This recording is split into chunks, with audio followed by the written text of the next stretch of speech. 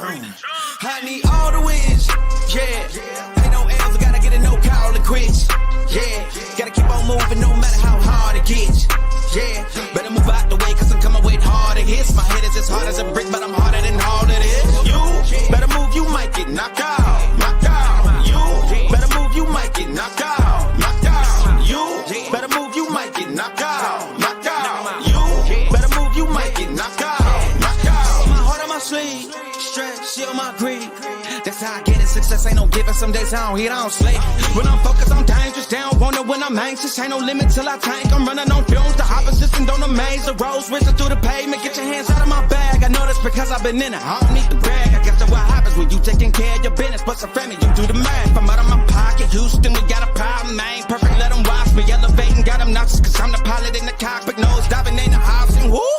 Watch out, get ahead. Watch out, get ahead. Watch out, get ahead.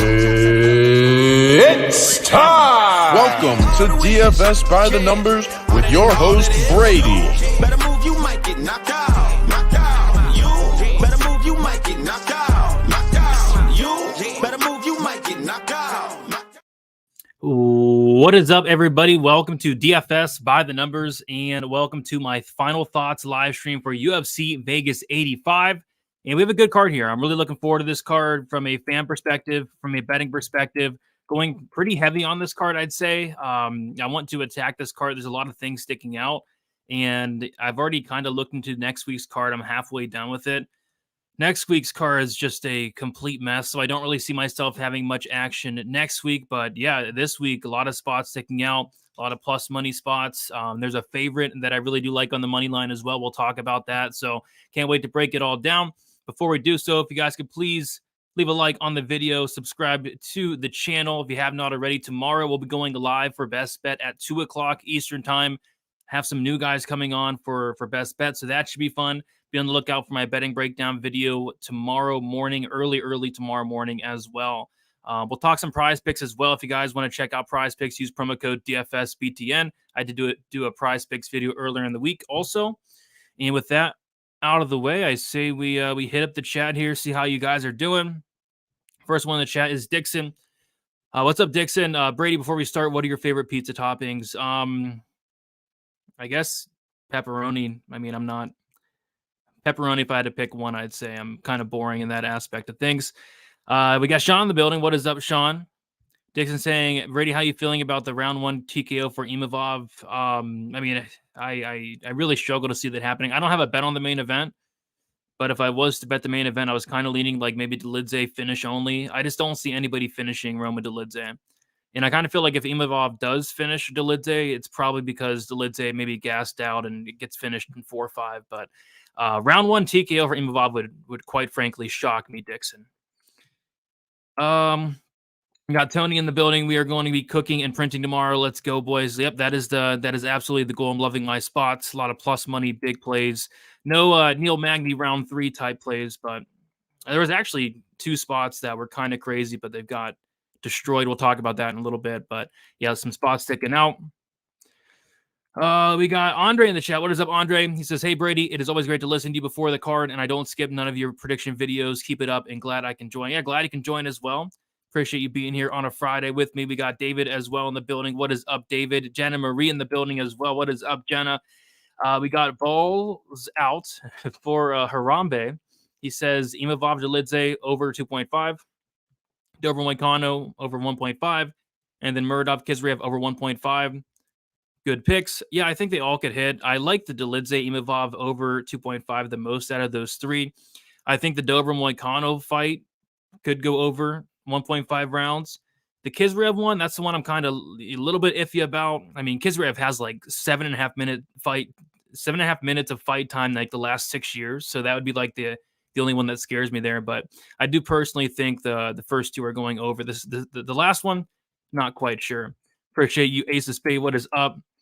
And yet Tony's always telling the truth, that's for sure. We got Jason. What's up, Brady? Let's get tomorrow. Let's get it, Jason. Card is very tricky. I literally swapped a lot of picks on Tapology. Yeah, I think it's one of those cards you can make a case for a lot of the dogs. But there are some clear favorites that I really do like on this card as well. So it should be an interesting one to talk about. Samuel say happy Friday, Brady. Let's make some money. Let's do it. We got Mark in the building. Save me from work once again. What is up, Mark? Happy Friday to you. What's up to 2N? How you doing?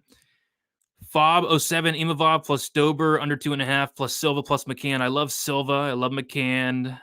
Don't mind the Dober under 2.5. It's chalky, but don't mind it. Imavov, I'm picking him to win, but I don't like it, to be honest. But money's came in on him. I think he's minus 170 now. Pepperoni, spicy sausage, and green olives are the best. Try with extra sauce. I don't know, man. Haven't ate pizza in a long time, but if I was to eat a pizza, I couldn't do the green olives. Maybe the sausage does sound good. I could see like a meat lovers type pizza, but you're throwing me off with the olives. But we all have our preferences. Last card, last 3 fights, all fighters born in goat year lost. All underdogs won. Toronto, Fondes in ox year, ox enemies with goats, all goats lost. Chris, you're throwing me off. You're throwing me off with this comment. I don't know. We should move on. Yeah, last card was probably one of the worst pay-per-views I've ever seen. Luckily, I did not buy the pay-per-view. I usually do actually buy the pay-per-view because I typically have friends over. But man, if I would have spent $80 on that pay-per-view, I would have been pissed off, quite frankly. I mean, that was rough. But we have 3 great pay-per-views coming up. 298 coming up. 299's phenomenal. And then, of course, 300, which I'm actually going to try to make it out to Vegas for that one. Jonah in the building, what is up? Andy Mush in the building, what is up? Imavov in a parlay, I wouldn't do it. That pizza sounds gross. Oh, yeah, the green olives, I don't know the green olives. And I haven't been to a stream in a while. I'm glad you can make it here. David's been in the pizza business for about 30 years. A cup and char pepperoni with hot honey. Okay, I can get down with that, David. All right, guys. I say we get into it. We have a lot to talk about. Like I said, I'm attacking this card semi-heavily. I have 10 units on the card. Nothing out of this world. But just next week, I don't see myself placing many bets. I mean, next week's card's rough. We have Devin Clark versus Marcin Prachnio. We have Zach Pauga versus that bum Bogdan Guskov. I mean, next week is incredibly sickening. So I want to make some money on this card. So Thomas Peterson, Jamal Pogue. Speaking of sickening, we have this fight. So my plan was the worse that Jamal Pogues looked on the scale, the more money I would add onto Thomas Peterson. That was my goal. Like if Pogues came in looking not that great, coming in at 265, I would add more money on Thomas Peterson. The problem I have is Thomas Peterson looked really bad as well. So kind of canceled everything out. I really don't want any money on this fight. There's like a ton of like public dogs, I'd say. I'd say everybody's on Pogues, everybody's on Muradov. I think those two, and Pete Rodriguez. There's a lot of very popular dogs. Pogues is one of them. I can't get behind it, man. I mean, Jamal Pogues is a guy that, I mean, his path to victory here is kind of him stuffing the takedowns, keeping it on the outside, and just kind of jabbing up Peterson across 3 rounds. Like if he can't stuff takedowns here, if he gets taken down, I think there's going to be some problems. Just a complete mess of a fight. I don't really want to bet anything, but one spot that does stick out is like these finish props don't make sense to me. Like the fight doesn't go to decisions, minus 115. What sense does that make when Peterson's literally never been 15 minutes? But actually on the flip side, you have Jamal Pogues, who has like the worst finish rate in heavyweight history. Like this guy's not finishing anybody. Well, so what I did was I put a half unit on Thomas Peterson to win in rounds 1 or rounds 2 at plus 220. He's like minus 150, minus 160 on the money line. He's won all of his wins in the first 2 rounds. If it gets to the third, he's probably completely tired and looks horrible. So I'm looking for Peterson to go out there, get Pogues down on the mat, and finish him within those first 10 minutes. If he doesn't, maybe Pogues is able to win. Maybe Pogues is able to get a late finish. I'm not sure. But all I know is 0.5 units. That even feels like too much for this fight. This fight's sketched me out all week, and after seeing the weigh-ins, it's sketched me out even more. So my plan was to actually go pretty big on Thomas Peterson. And the worse that Pogues looked, the more I'd put on him. But Peterson did not look great himself. So, from a DraftKings perspective, I'm not touching Pogues at all. I don't think he has any upside. He's not going to have wrestling upside. He has no volume. He has really no finishing ability, at least early on. And I think all the DraftKings upsides on Peterson. If you're playing Peterson, you're looking for takedowns and a finish in the first 2 rounds there. Probably under 1.5 for Peterson there. So just half a unit, Peterson 1-2. And even that kind of makes me a little sick to my stomach. Pogues fights are the worst they are. I mean, they're terrible fights. I actually used to like this guy's game back when he fought at light heavyweight. This guy has some wrestling in his back pocket. But, up at heavyweight, he just has no urgency. He just doesn't do anything. Like, it's kind of tough to watch. Peterson inside the distance. Yeah, I like it. I was expecting to get like maybe plus money on Peterson inside the distance, but Peterson inside the distance plus 150. I think that's a solid way to play him, considering he's won all of his fights inside the distance, and Pogues has actually been finished 3 times. DB Wood is up. Stoliarenko fight doesn't end in armbar. Oh my gosh. Plus 850. Well, I mean, I think it does, but that's kind of crazy. Peterson looked disgusting. Yeah, it was rough. I mean, we saw Pogues, and it was like Pogues weighed in at 265, which is crazy. Like, this guy was a light heavyweight for the majority of his career. I looked who Peterson won against and who they fought. Changed my mind right away, though I had Pogues in the very beginning. Yeah, Pogues has fought the much better competition by a mile. Peterson's fought just absolutely nobody outside of Waldo Cortez Acosta. Peterson won't get a decision. He won't KO Pogues. Pogues by decision. That seems to be the majority pick there.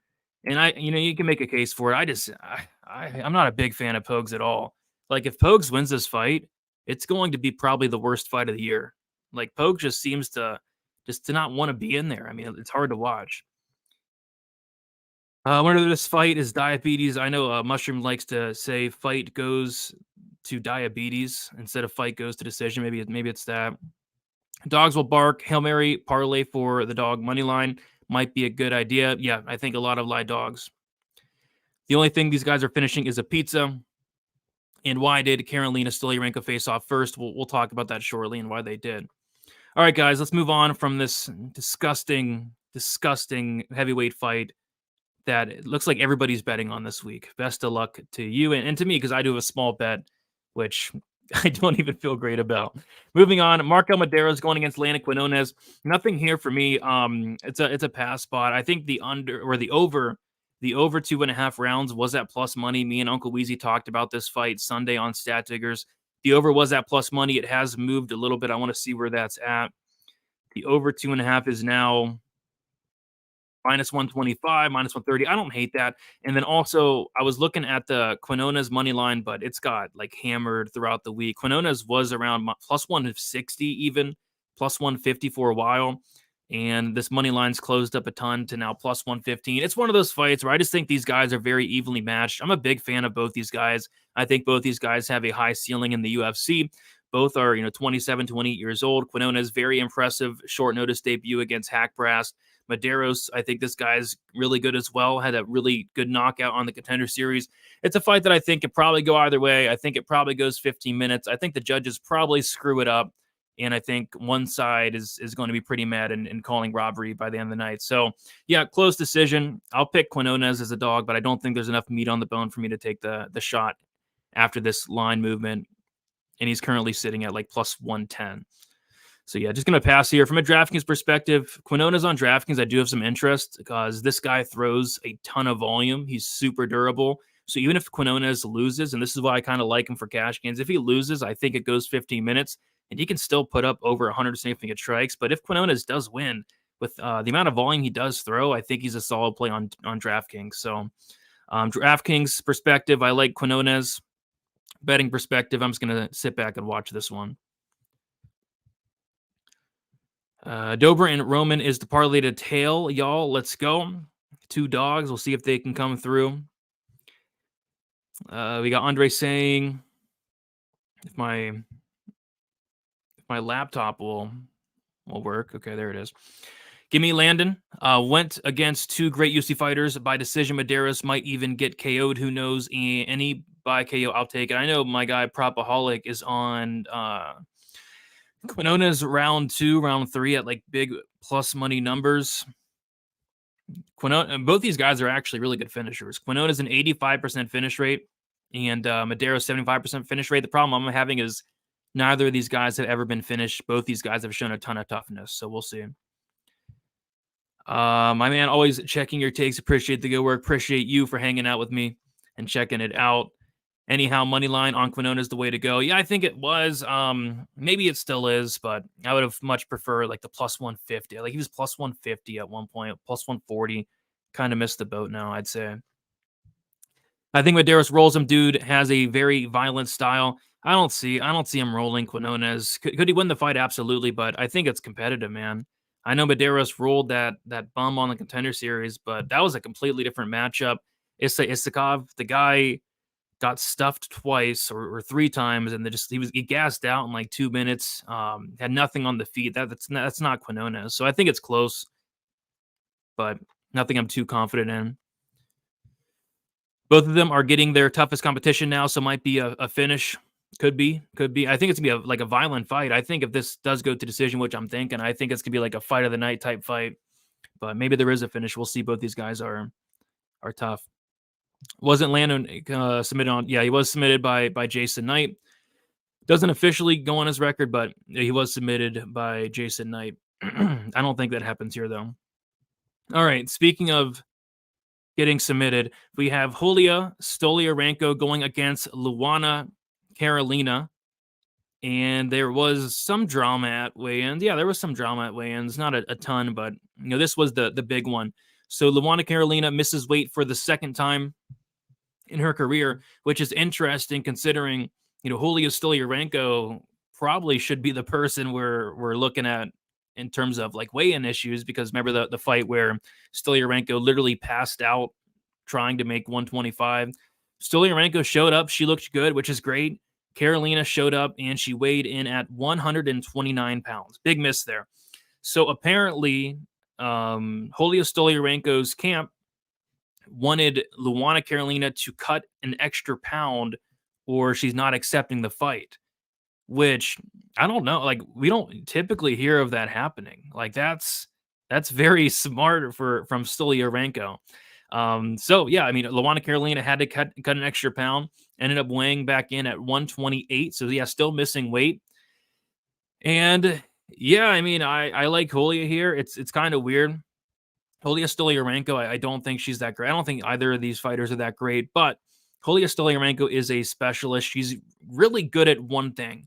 And I think being really good at one thing is it's important, and she's won 10 fights by first round submission, more specifically armbar. She's an armbar specialist in the first round. She goes balls to the wall early. If she gets the armbar, good. If she doesn't, she probably gasses out and looks horrible down the stretch.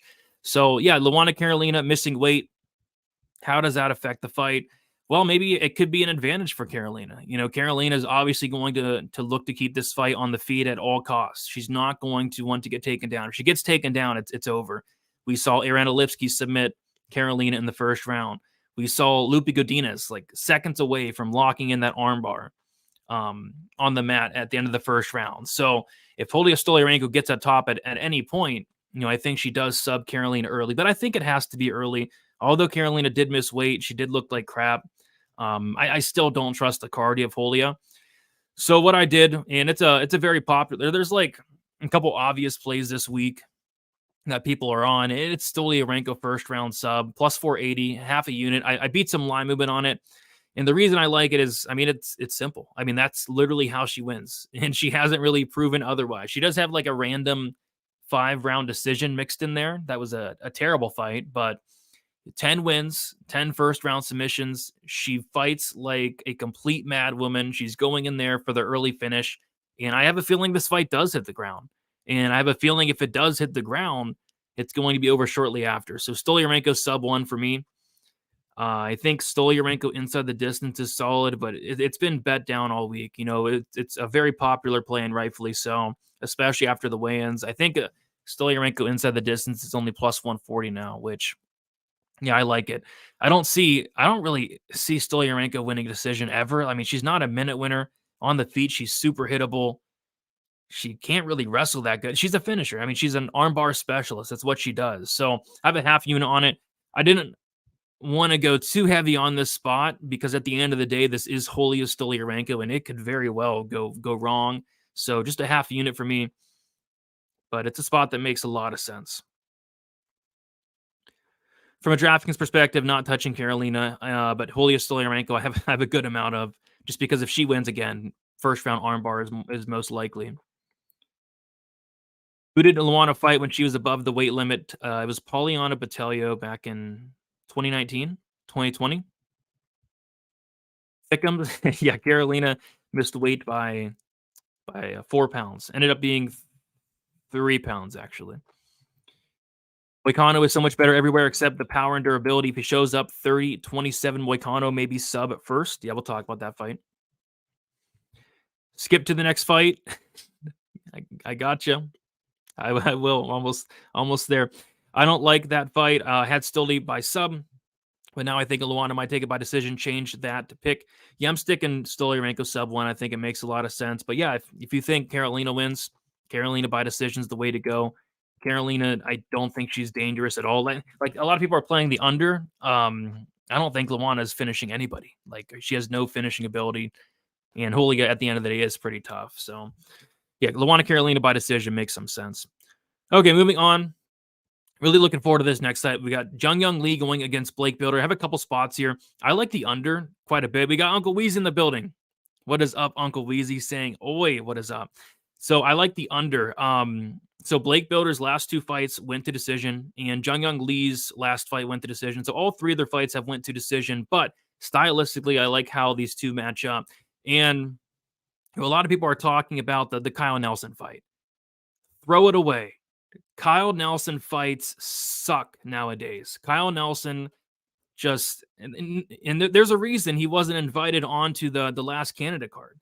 Kyle Nelson fights just suck. They've went to decision like the last 5-6 times. Nothing happens. Nobody does anything. And yeah, Kyle Nelson and Blake Builder, they went the distance, and Blake Builder did nothing. But I think that was kind of the Kyle Nelson effect. You know, the Blake Builder I know is a guy that he battles adversity early on. He's getting dropped early on. He's getting 10-8'd early on, but he starts to pick it up as the fight goes on. He starts to set a pace. He starts to drown you with his takedown attempts, his pressure, his volume, and then he gets the late finish. We've seen it time and time again with Builder. He gets hurt early on, and then he comes back and at the end of the fight and gets you out of there himself. So I'm kind of throwing the Kyle Nelson fight out the window. I'm throwing all Kyle Nelson fights out the window from here on out, because his fights just suck. And I think it's going to be a banger. Jung Young Lee's a round 1 guy, more specifically like a 60-second guy. This guy has a ton of finishes in the first 60 seconds. It's crazy. He's good. Jung Young Lee's very good. There's a reason he's a favorite, but I just have a concern. Like if this fight reaches the second round, it's Builder's fight. I mean, Builder's going to take over. Builder's going to have the better cardio. So if you like Jung Young Lee round 1 makes a lot of sense. But I'm on the Builder side. I think Builder probably does get dropped here. I actually see him probably getting dropped, probably getting hurt, but he's tough. He's never been knocked out. You have to kill this guy to get him out of there. So I like the under. I think it's Lee early, and I think Builder's going to have a ton of opportunities late. So I got the under, and I sprinkled around 2, 3 for Builder. And those Builder late props are very juicy. Builder round 2 was like plus 1,100, and then Builder round 3 was a plus 1,600. So looking for a late Builder finish. If you like Lee, you probably like him early, and he probably knocks out Blake Builder in the first round. I like this fight from a DraftKings perspective as well. Lee, 8,300. If he wins, I think it's a first round KO. Builder, 7,900. I think if he wins, expect takedowns, control time, and a possible late finish if Lee starts to gas out down the stretch. Cannot wait for this fight. We got Ion saying, I remember Luana Carolina can't even do 10 push-ups. Yeah, there was a video circulating Twitter of Luana Carolina. Was it 10? I thought it was. She couldn't even do 1. It was, I don't know. Julia Stoliarenko, I know she's cranking out like hundreds of push-ups. I mean, Stoliarenko is extremely strong for what it's worth. Yeah, Andre saying from Lee to Builder switch. I am with you. Yeah, I mean, in reality, I think this fight can go either way. I think Lee's definitely live to knock out Builder early. What's kind of interesting is this line movement. Lee's now minus 160 and Builder's plus 140. I don't know. I see this fight, being 50-50, to be honest. I guess Lee could finish him early, but I kind of rely on that durability of Builder. So under in 2-3 for me. Okay, guys, moving on. We have Themba Gorimbo going against Pete Rodriguez. Very interesting fight here. So we have, this line that really hasn't moved all week. Themba currently minus 225, Pete Rodriguez plus 190. So like we talked about earlier with Julio Stoliarenko round 1 sub, there's another obvious play that a lot of people are on this week, and that is Pete Rodriguez KO1. Why are people on it, including me? Why are people on this play? Well, Pete Rodriguez hits like a truck. 5 wins, all 5 of them coming inside the first round. And Themba Gorimbo, I don't think he has the best durability. I think we're going to find out real soon how this fight plays out. If Themba's able to go in there and get a takedown, I think he's winning the fight. I think he's going to win the fight pretty easily. But if it turns out Pete Rodriguez is able to stuff the takedown, the first takedown attempt from Gorimbo, I think Rodriguez is knocking him out. So I guess it all comes down to the takedown defense of Rodriguez, the ground game, which we don't know about. In Rodriguez's entire professional career, I've never seen him taken down. I've never seen him in the second round. Amateur is a different story. There were some very sketchy moments as an amateur, but those fights were a long time ago at this point. He is training at a really good gym in the MMA lab.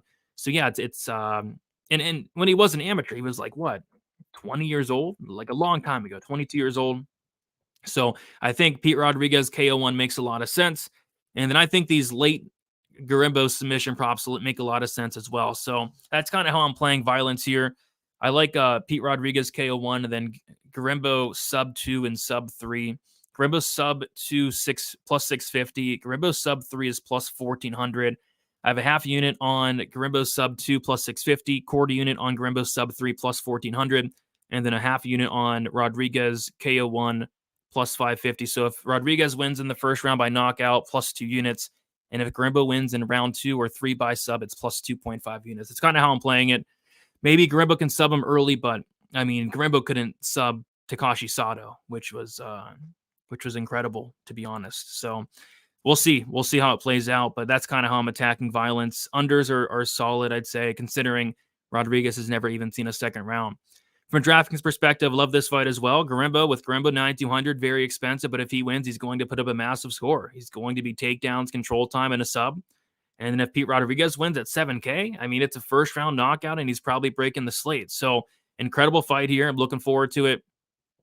I think I'm leaning Gorimbo ever so slightly. I wouldn't lay minus 225 on him or nothing like that, but we'll see what happens in this one. Should be a very interesting fight. Same with Domer Meccano. I had Gorimbo by sub, but for some reason I think Rod gets him in round 1. He's going to try to. I mean, that's all Rodriguez does. He's going to march forward and try to take off Gorimbo's head. I don't like the durability of Gorimbo, and it all comes down to whether or not Pete's able to stuff those initial takedowns. If he does, he's probably knocking him out. Rodriguez has decent skills. Don't get the line. Yeah, I like Rodriguez's striking. It's just the line is where it's at because there's just so many unknowns on the Pete side. What does he look like if he gets taken down? What does he look like if it reaches, 5 minutes in this fight? Like, we don't know. And I think those question marks are why Gorimbo is like minus 225. Not going the distance, agreed. I'd be very surprised if this fight went the distance. It's minus 400. And then huge value on Pete decision. I don't even know what a Pete decision looks like, to be honest, because I think if Pete's having success, he's taking Gorimbo's head off. So I think a Pete decision would be like Gorimbo's having success taking him down, but Pete drops him, some type of situation like that. I don't know. But Pete decision is probably something crazy. Pete decision plus 1,400 on DraftKings. Yeah, I don't even know what a Pete decision would look like, but maybe you're right. That would be one heck of a call. All right. Yeah, it would surprise me. If it does go to decision, I actually do think Gorimbo probably wins it with his wrestling grappling. But if because Gorimbo didn't sub Takashi Sato, but I think he could sub Pete down the stretch. All right. Moving on to the next fight. We have Azat Moxham going against Charles Johnson. This is my only money line bet of the week. I have 2 units on Azat Maxim minus 194. So I beat some line movement there. He is a popular play, popular parlay piece. A lot of people looking to fade Charles Johnson, which I am as well. I don't like to go out there and fade a fighter per se, but I like Maxim, and I like how this fight lines up for him stylistically. The thing I like about Maxim, this is a guy that's he can win really any way. He has a ton of power on the feet. He has a very slick submission game, and he can win a decision. He can win by knockout, sub, or decision. I can see any method, and typically when that's the case, I like just betting the money line, especially considering Charles Johnson 6 losses, all 6 of them come by decision. I thought people might be a little bit low on Maxim after that Nam loss. Well, it was a win, but I thought he lost clearly. But I think that's just completely different matchup there. Tyson Nam has elite takedown defense, elite defensive grappling. I mean, Tyson Nam is although 40, he's a tough matchup for a guy like Maxim who's looking to get the fight down to the mat, and Nam also has a ton of power. Charles Johnson's the complete opposite of Tyson Nam. Charles Johnson has no power. Charles Johnson doesn't have great takedown defense, and Charles Johnson doesn't have a great get-up game. I mean, Charles Johnson's been taken down almost 30 times in the UFC. And I think the big problem with Johnson is his takedown defense isn't bad, but he can absolutely be taken down. But I think his biggest problem is when fights are at range, when he's finally getting a fight at range, he doesn't do enough. He doesn't hit hard enough. So if it turns out, Maxim, I think he does get takedowns. I think he does get a good amount of takedowns. But when this fight's at range, which in theory should favor Charles Johnson, I still think it could be close, maybe even favoring Maxim, because Maxim's going to have all the power and Charles Johnson just doesn't seem to have any urgency. So I like Maxim here. I could see, like I said, I could see any method. I'm leaning decision, obviously, but I just wanted to play the money line to be safe there.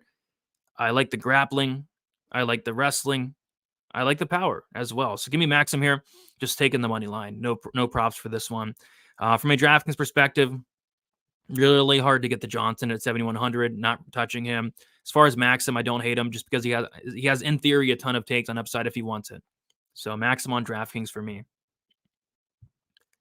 Grimbo stalls grappling positions, holds on to opponents. Going decision isn't crazy. It's not. I mean, I was more so saying like a Pete decision would be kind of crazy. If this fight went to if the Grimbo fight went to decision, wouldn't it be the craziest outcome I've ever seen? We need more likes. Yeah, if you guys could, let's like the video. Maxim all the way, but no finish here. Most likely. Agreed with both there. All right. Let's move on to the next fight. And 1 second, guys.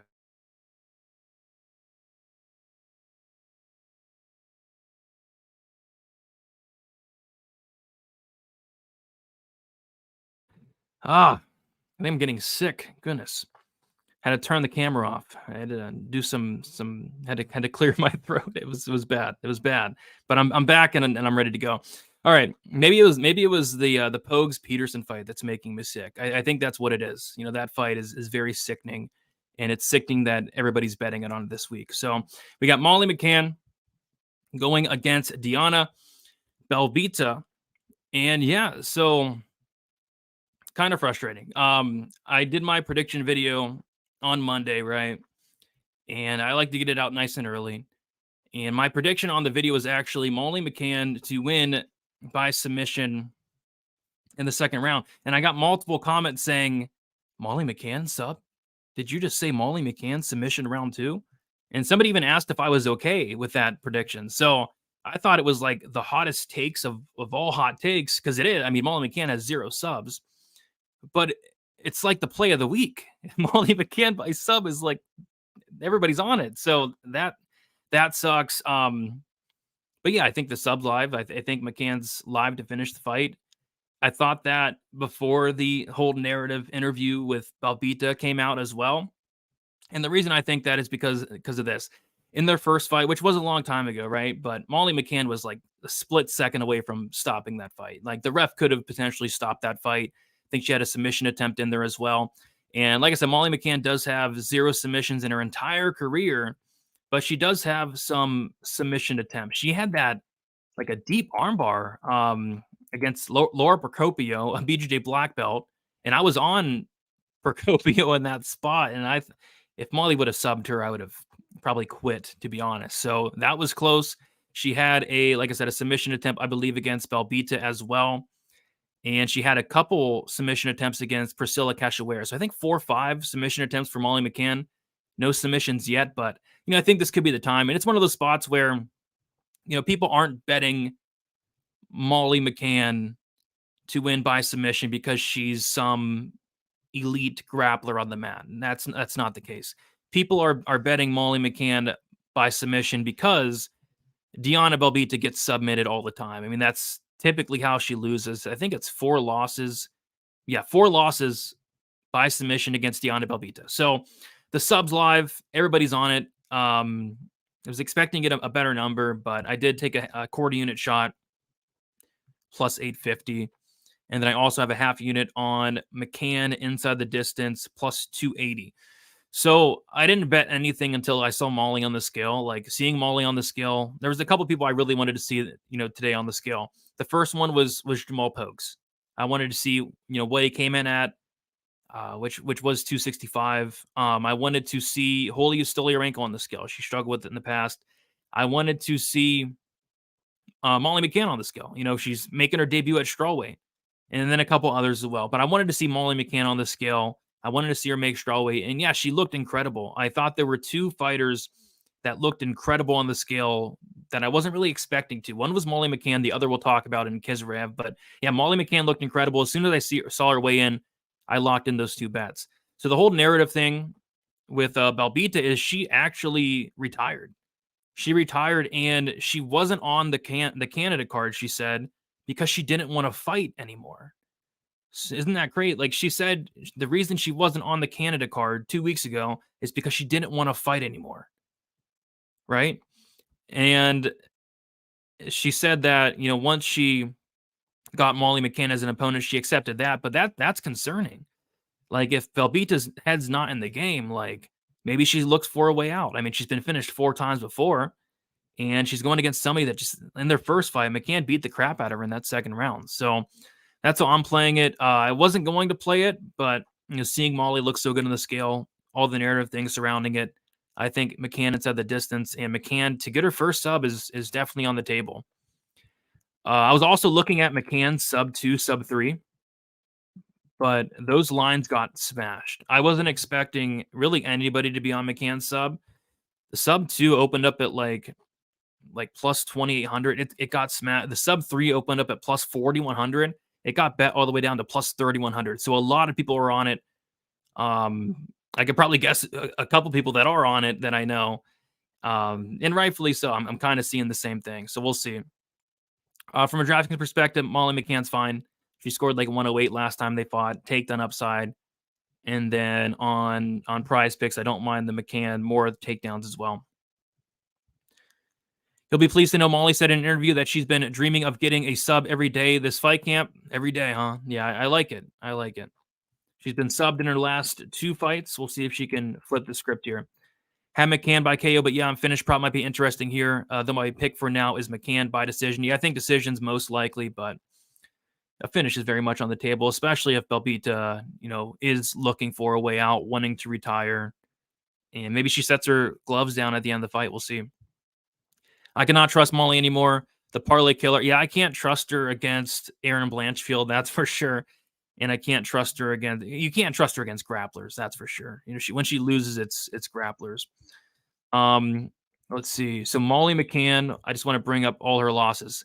Blanchfield, grappler. Stoliarenko, grappler. Procopio, grappler. Santos, striker and grappler, but Santos took her down 5 times. And then Jillian Robertson, grappler. When she's losing, it's to grapplers. Belbita is the opposite of a grappler. Molly considered retirement as well. Rightfully so. I mean, if you're getting submitted by Julia Stoliarenko, you should consider retirement. You should, but I think Molly's super hungry. I mean, cutting down a weight class at 33 years old, you got to be hungry to do something like that. Laying minus 260 on McCann is something I can't do, but I don't see Deanna winning this fight. Molly looked great on the scale. Yeah, when I first saw McCann minus 260, I like puked. And then after looking into the fight and seeing their first fight, and after everything considered, I think the line's fine. I'm not laying minus 260 on her. People clowning McCann for her past 2 losses. Must not know Belbita would also get decimated by Blanchfield and Stoll, right? Yeah, Blanchfield. Oh my gosh. I mean, that fight wouldn't be sanctioned. Blanchfield would sub her in the first round, and Stoliarenko would as well. People don't learn the lesson. Molly the Can was like minus 700 in the last fight and got her butt kicked. I can't believe people have hopes on her. Belbita is bigger and has improved more than Molly. Yeah, we'll see. We'll see. We shall see. All right, moving on. We have Gilbert Urbina going against Charles Radke. And yeah, there's a couple spots I like here. I like the under in this fight. I think both guys are live for a finish. Really, I think both guys are live for a knockout or a sub. Like I could see Urbina. Urbina has power. Urbina has a submission game. Radke has a ton of power. Raki's a black belt as well. So I think both guys can win by knockout or sub. And I think both guys can be finished as well. Urbina has been finished officially once. It was by submission against Brian Battle. He was also finished in the Tough House like 50 times by Trayshawn Gore. It was that fight where Gore dropped him like 50 times. It's kind of hard to watch. And then Radke has been knocked out as well. So I like violence. I think these guys are going to get after it early and often. And this line just makes no sense to me. I know a lot of people are it kind of reminds me of like the Malcolm Gordon Flick fight, where the only argument I've really heard this week for laying minus 215 on Urbina is Charles Radke sucks. Charles Radke shouldn't be in the UFC. And maybe he does suck, right? But maybe he does suck. I know his last performance was terrible. His last performance left a bad taste in everybody's mouth. Everybody lost the sub props. So yeah, a lot of people do not like Charles Radke.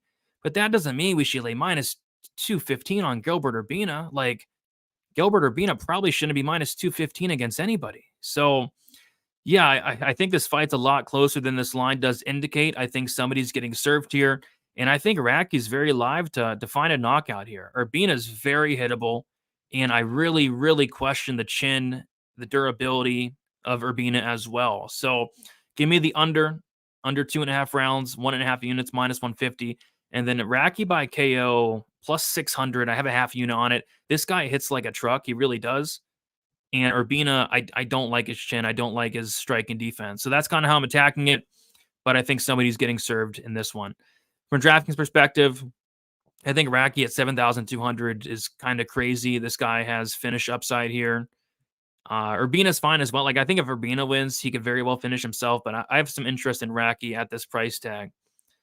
So yeah, we'll see what happens on this one. Any by KO sounds great here. Yeah, both guys are going to throw down. Both guys have been knocked out. Urbina, not officially, but I mean, Trayshawn Gore did knock him out. Fight end by knockout doesn't sound terrible. Got Chuck Buffalo. Yep, we got the Buffalo. Radke by KO and Rod by KO. Rodriguez by KO. We got Charlie in the building. Let's go. Yes, let's go. Let's go. Looking forward to this fight. All right. Moving on to the next fight. We're doing decent on time. Alice Kebab Kizraev, whatever the heck his name is. He doesn't fight. It's hard to. Okay, so Kizraev versus Muradov. So this is another big narrative fight. There's a big narrative going around, and I think this narrative is pushing this line too far. The narrative is, it's this. I mean, the narrative is Kizraev, he never fights, which is true. He's lazy. He's going to retire. Like, there's some crazy narratives going like this, that this guy's lazy. He doesn't train. I don't know. But what, to my surprise, Kizraev showed up to weigh-ins looking incredible. Kizraev looked to be in the best shape of his life. It's like, I was like, who the heck is this guy? You know, people were calling this guy fat all week, out of shape, saying he needs to cut down a weight class. I mean, Kizraev put on some serious muscle and looks to be just in phenomenal shape at the age of 33. So, yeah, I mean, Kizraev looked in great shape there. So right off the bat, when researching this fight, the first thing that stuck out was Kizrev never fights. I'm going to take a look at the Muradov side. But I go and watch Kizrev's fights, and I was impressed with every single one of them. Like, there wasn't one moment where I'm like, you know, this guy's not that great. I mean, I was impressed with every single fight I've watched of this guy. He doesn't fight much, and when he does fight, it does typically end early. So there's not a ton of like recent footage, but he's good. He's a very good fighter. I don't know why people are looking to fade him other than he's not active, which he's not, but he showed up in good shape. I think that's good. I like Kizrev by sub here. This is a matchup that Muradov struggled with many times in the past. Muradov's been submitted like 3 or 4 times. I think Kizrev can absolutely get takedowns here, and when he does, he's vicious on the mat. Good ground and pound, good submission game, multiple submissions on the record of Kizrev. So, yeah, I was gonna play it anyway. I was gonna play the sub anyway, but after seeing him on the scale, like I like it even more. And I'm actually to the point where I think there's probably value on the money line. So yeah, I know a lot of people are on Muradov. Like I said, Muradov and Pogues are like the two, and probably Rodriguez are like the 3 dogs a lot of people are on. I don't know. I don't like it. I don't like it.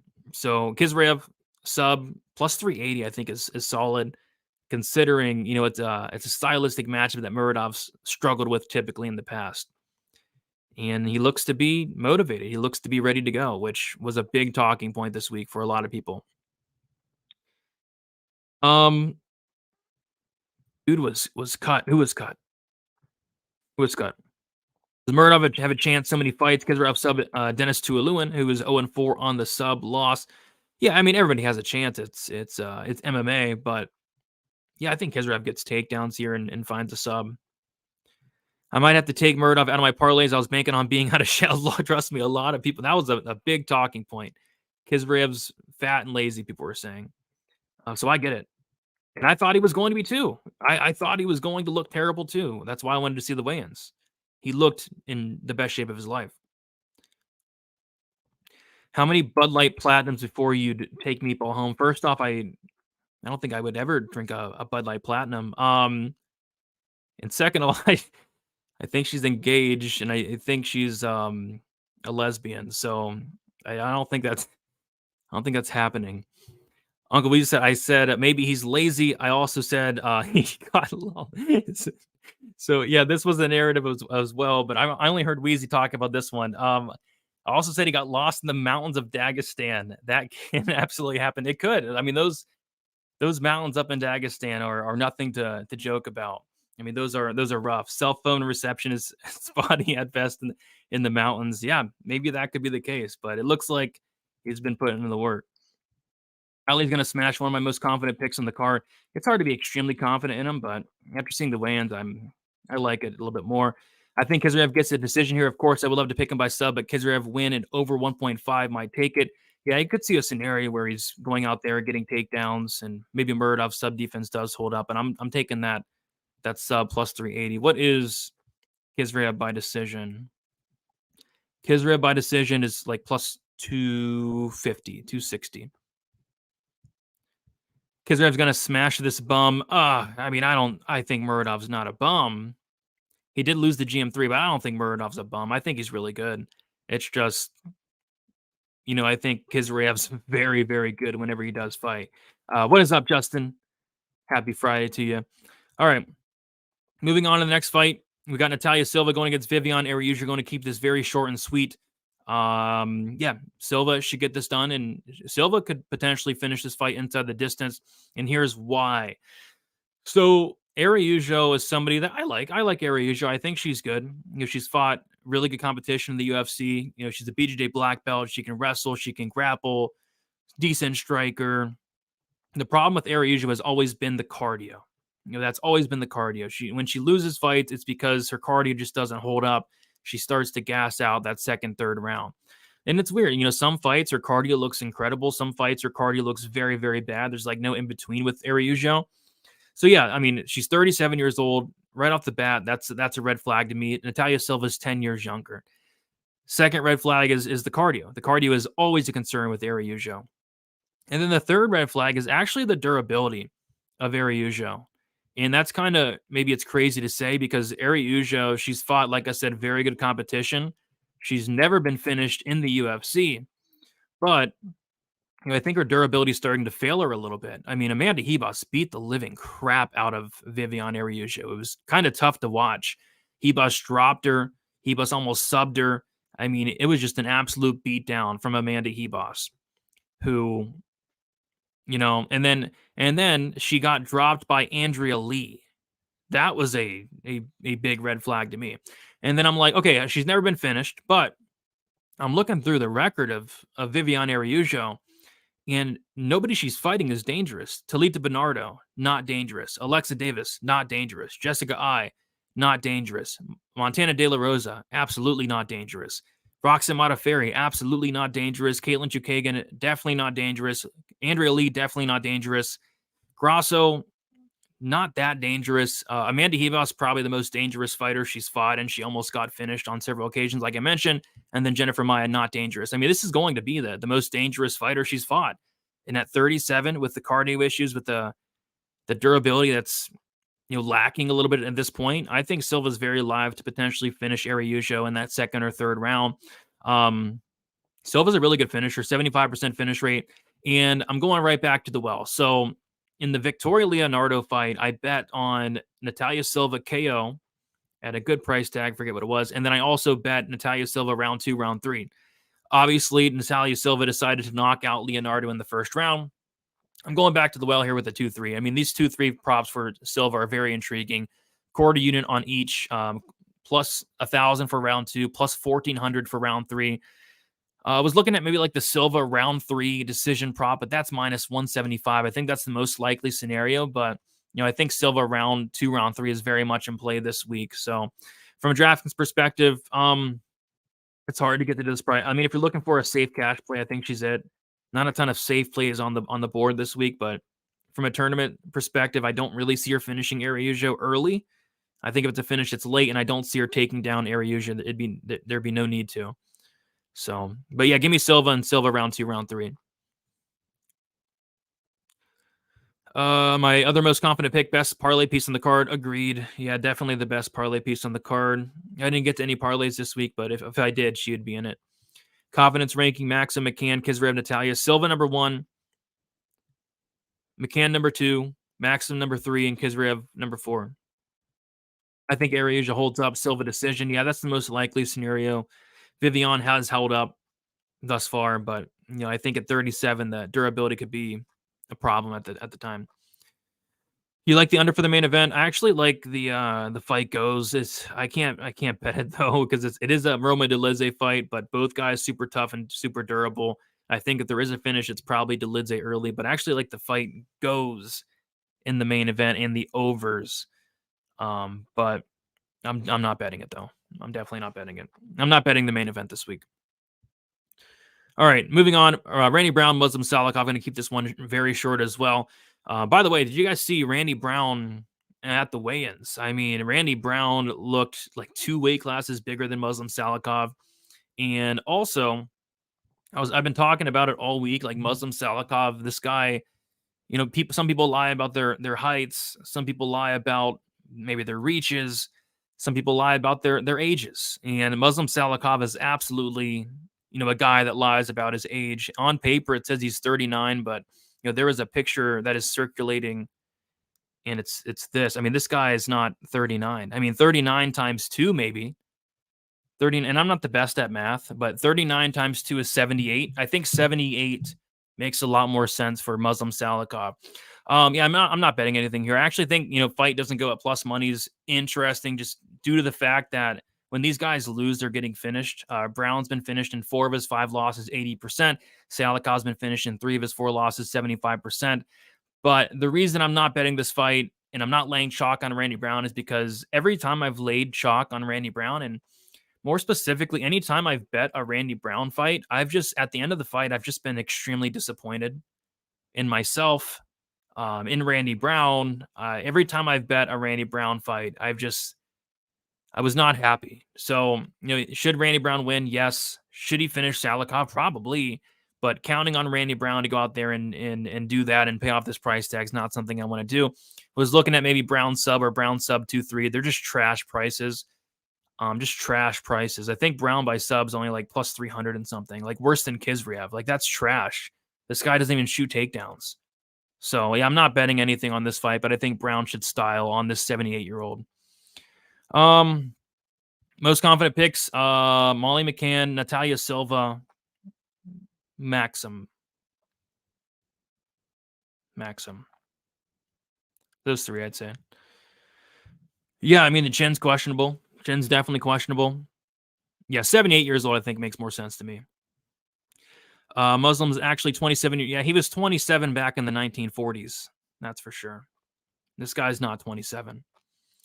Salikov going the distance against Dalby, who is a future champ. Crazy Cardi Machine, pretty good on a record. Dalby future champ. That'd be something. He doesn't live up to the hype for sure. His ceiling is kind of low. Yeah. Muslim's my grandfather. I can see it. I'm 25. I can see it. Only 13 likes. I hope not only 13 likes. Hopefully, if you refresh, it goes up. But if it's 13 likes, I might as well just quit. I mean, that'd be terrible. All right. Moving on, we got the co-main event. Renato Moicano going against Drew Dober. And yeah, I think there's two ways to play it. Two really good ways to play it, actually. So if you like Drew Dober by knockout, solid, man. I mean, Drew Dober has a ton of knockouts, a ton of power. Moicano's been knocked out a ton. If you like Drew Dober by knockout, and it's not a terrible price either. It's like +2.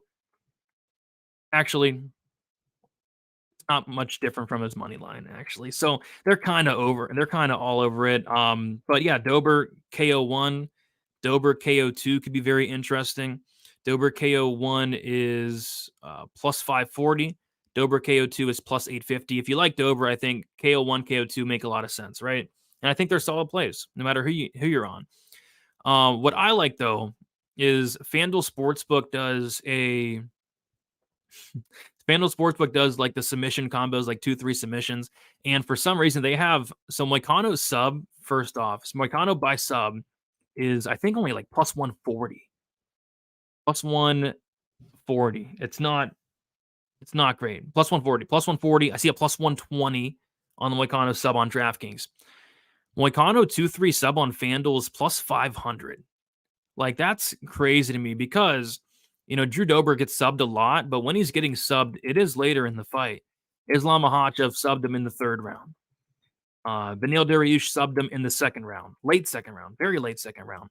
And then OAM subbed him in the second round. So his last 3 submission losses, and then I think he got subbed in the second round before that as well, forgetting it too.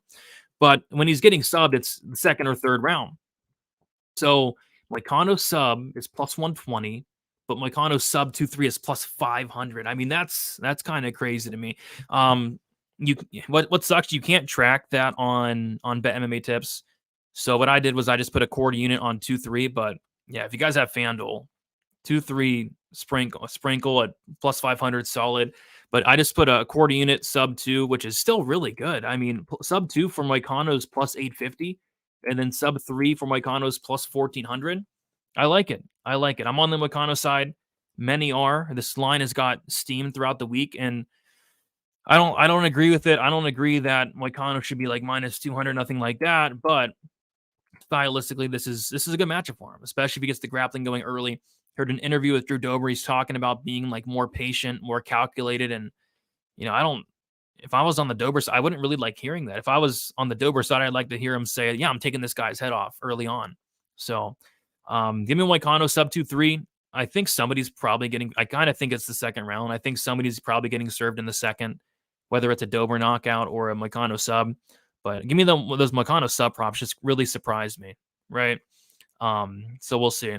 From DraftKings perspective, both sides in play. Probably my favorite fight to target on DK. Moicano, sub upside, grappling upside, 8,400. Sign me up. Drew Dober, 7,000. First, second round knockout upside. Also great. Going to have a ton of this co-main event. Sometimes when you get two guys that are finished or get finished each other, they go the distance to troll. Yeah, I mean, there's a ton of fights like that. It's annoying, but 17 out of their last 20 fights have ended inside the distance. If this fight does go the distance, I think it's probably Moicano with the grappling upside. I hope Dober runs on him with his windmills and punches and starts Moicano, who has been knocked out 3 times in his career. Dober just got to be careful.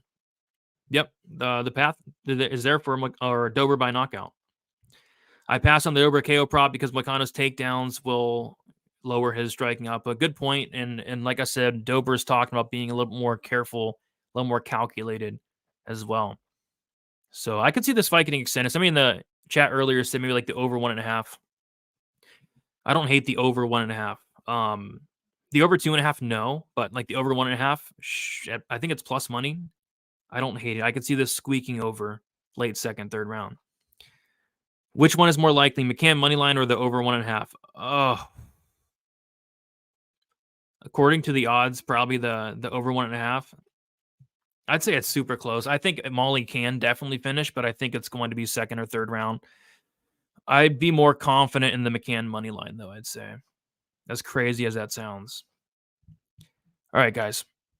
Main event time. If you guys have not already, be sure to smash the like button, subscribe to the channel, be on the lookout for the betting breakdown video, as well as best bet tomorrow. Got a group of new guys to the channel. That's going to be fun. That'll be at 2 o'clock Eastern time. Early-ish card tomorrow, starting at 4. All right, Nasruddin Imavov, Roma Dolidze. Yeah, I'm not betting on this fight. What's kind of crazy to me is the Imavov money line's getting pounded right now. And I don't see a ton of people on Imavov. I really don't.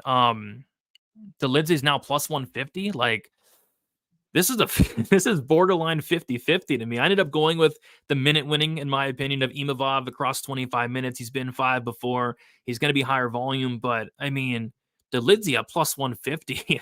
That's pretty tempting, honestly, in a fight that, because you can't count out Roma Dolidze ever. This is a guy that, yes, he's low volume. Yes, the cardio's iffy, but Dolidze is just an opportunistic type of guy. Like, he just finds a way to win a lot of these times. So I would not feel comfortable laying anywhere near minus 175 for Imavov. I didn't even like him at minus 150. So yeah, at this point, it's definitely dog or pass. I don't mind like the finish only for Dolidze. I don't see anybody finishing Dolidze unless Dolidze completely blows his load early. But yeah, I think this fight potentially goes the distance, goes the full 25. Could be close. Like, I think Imavov's going to be doing the better work in terms of the numbers, but Dolidze is probably going to be landing the bigger shots. Like, we can get a close fight here. And all the finishing upside and all the grappling upsides on the underdog. So I get why a lot of people are taking Dolidze here. I'm honestly kind of tempted at plus 150, to be honest. At this, like, this price tag is getting nuts. I'm not sure why this much money's coming in on Imavov. But as of now, I don't have a bet on it. We'll see where that line goes, man. From a DraftKings perspective, this is where I'm getting my exposure to this fight. It's on Dolidze. I think he has all the upside on DK, takedowns, all the finish upside. I think he's great for cat. Like, if Dolidze loses, I think it's a 5-round decision. So yeah, Dolidze on DraftKings makes a ton of sense to me. Weird line movement on this one. I have Roman winning by KO somewhere around 4, but I'd like to take the over on Dolidze. Yeah, I think the over solid. The over 2.5 was like minus 125 earlier in the week. I loved it, but it got smashed. It got smashed big time. I think it's over. It's like minus 170 now for the over 2.5. Yeah, I don't want to lay minus 170 in a Dolidze fight. But yeah, weird line movement on that one. How many finishes do you have on this card? Let's see. 1, 2, 3, 4, 5, 6, 7, 8. I'll say out of the 13 fights, I'll say 8. 8 out of 13. 8 out of 13 makes sense to me. We're in the smaller cage, should lead to some more violence. Give me 8 fights to finish. Could be, yeah, over 2.5 parlay piece. Don't hate it. But yeah, guys, I'm going to get out of here. Before we leave, don't forget, like, subscribe, all the good stuff, and then look out for the other content. If you have any questions, comments, concerns, you know where to hit me up, Twitter or or X, DFS_numbers, Instagram, DFS by the numbers. My DMs are always open, and best of luck for UFC Vegas 85. I'm going somewhat heavy. I'm attacking this card because next week, Bogdan Gustav's fighting. Marcin Prachnio's fighting. I mean, next week is going to be incredible. Incredibly bad. So, yeah, looking to make some money on this card. Keep it light next week. We'll see. Best of luck, everybody, and enjoy the fights. See you later.